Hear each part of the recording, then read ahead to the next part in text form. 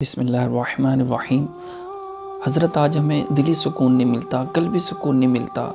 हम कहते हैं कि यार मैं जिस काम में हाथ डालता हूँ वो काम मेरा गलत हो जाता है, मैं जिस बिज़नेस में हाथ डालता हूँ उसमें मुझे लॉस हो जाता है। तो हज़रत हलाल कमाई की तरफ आओ। आज हम कहते हैं हमारी औलाद हमारा कहना नहीं मानती, तो जब हमने सारी उम्र उसको हराम का खिलाया तो वो अब हमारी कैसे हो सकती है। तो याद रखिए कि जो हलाल कमाई होती है वो इंसान खाता है, और जो हराम कमाई होती है उस हराम कमाई इंसान को खा जाती है। एक हलाल का लुक़मा चाहे वो अकड़ा हुआ हो, वो हराम के 100 लुक़मों से बेहतर है। तो अपने बच्चों को भी हलाल खिलाएं और ख़ुद भी हलाल खाएं, और लोगों को भी तरगीबन हलाल खाने की तरकीब दिलाएं। अल्लाह पाक से दुआ है कि अल्लाह पाक हमें तैयब रोज़ी कमाने की तौफ़ीक अता फ़रमाए। आमीन बिजाहिल नबील अमीन सल्लल्लाहु।